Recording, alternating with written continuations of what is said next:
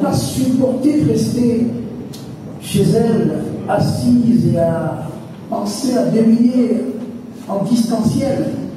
Elle a fait comme un reporter. Elle s'est mise en journaliste.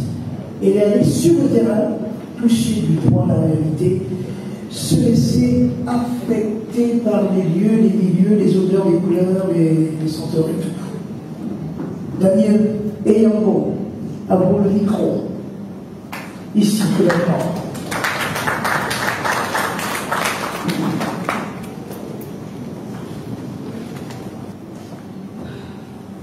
Bonjour à tous. Madame la ministre, qu'enfin je rencontre, je suis très heureuse. Merci de nous soutenir, distingués invités, bonjour. J'aimerais qu'on applaudisse encore une fois pour celles qui sont passées avant nous.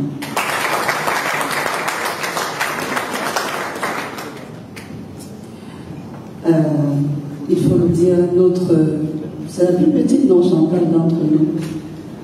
Elle est étudiante au Master 2 à l'Université de Buea. Voilà. Comme l'a trahi Serge, moi je vis à Douala, je ne vis pas ici. Et la première personne qui me parle, j'appelle toujours cette idée lumineuse, une lumineuse idée de Sophie, c'est Djali Amadouaman, qui avait eu à remporter le concours, un honneur pour notre pays. Et donc c'est Djali qui me dit, petite sœur, j'aimerais que tu sois dans ce collectif. C'est comme ça que j'y entre. Et donc, quand la grande sœur Sophie, excusez-moi, je suis très émotive et sans moi m'a retourner. Donc, quand Sophie nous expose dans le forum WhatsApp cette idée, je suis très emballée, mais j'ai un problème pour écrire. Je vis à Douala. Donc je ne vis pas la souffrance du parent, n'est-ce pas, qui a perdu son enfant. Et je ne peux pas écrire ce que je ne connais pas. Je ne peux pas dans mon processus me fier aux anciens quand mon tribune, le papier, ça parle pas. Parce qu'il faut savoir, j'ai une muse assez... Vous savez le rythme qu'on appelle chez les doigts, là, les séouets. Vous savez les séouets. Voilà, donc j'ai une muse un peu cadencée comme ça. Donc il me fallait vivre. Et donc j'ai pris le risque, je ne vais pas dire à mes parents, parce que je suis enfant unique, ils auraient piqué un câble. Je ne vais pas dire à ma mère surtout. J'ai pris le risque de contacter des amis dans l'armée, et je suis allée à Cuba. Je suis allée à Cuba, parce que il fallait que je touche la terre, il fallait que je sente les odeurs, il fallait que je sente les odeurs. J'ai la conviction dans ma démarche d'écriture que les meubles, les maisons gardent les drames ou les joies qui y passent. Depuis petite, je suis comme ça. Avec mon oncle, quand on va s'en consoler comme ça.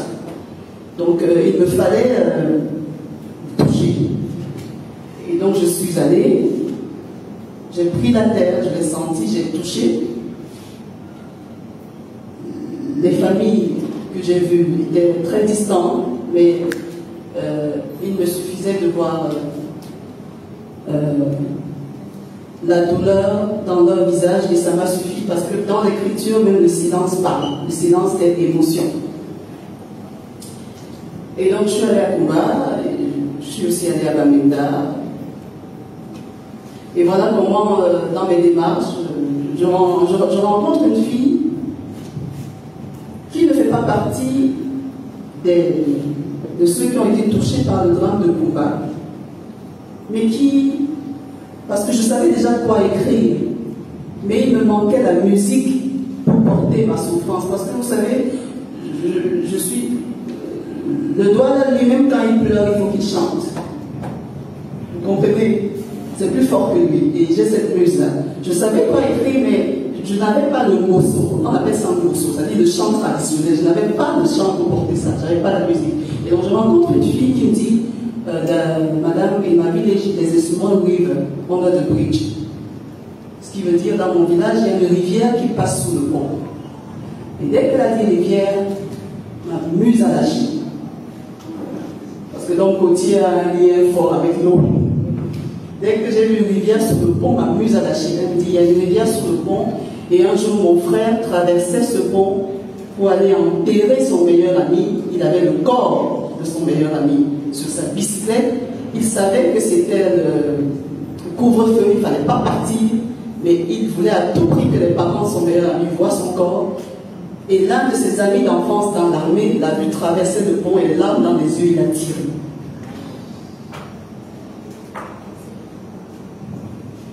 Quand elle m'a dit ça, j'ai dit,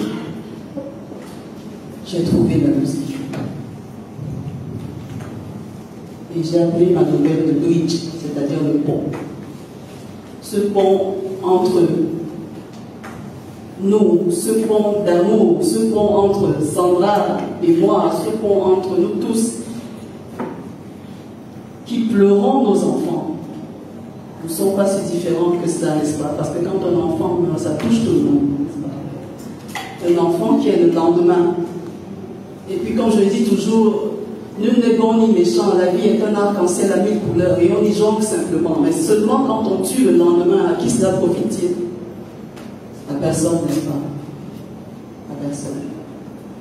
Donc c'est comme cela que j'ai écrit cette nouvelle de Bridge. Et j'ai écrit aussi un poème, si j'ai la permission de le lire, mais si je ne l'ai pas, il n'y a pas de souci. Merci. Alors le poème s'appelle La valse de la charogne. Une pluie pauvre, un ciel pâle, des corps froids sur les pavés, des corps muets sur les chemins enclavés.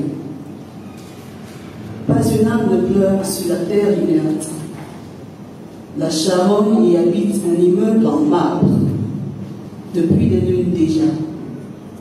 Elle a peint en noir pour les jours de soleil, et elle a peint en rouge pour les jours de pluie.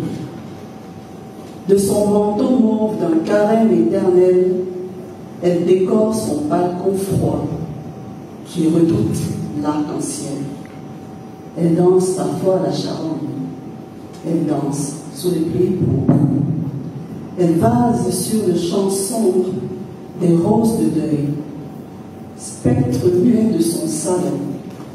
Et les jours de soleil, refermant ses volets, elle s'excise les ultimes chaleurs qui lui gèleraient alors dans le cœur.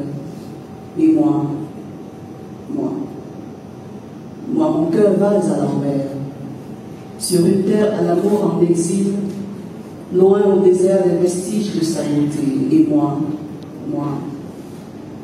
mon cœur vase, sous le soleil des pluies pourpres, d'une année aux saisons à l'envers, d'une terre qui boitille, et qui boitille de travers. Merci.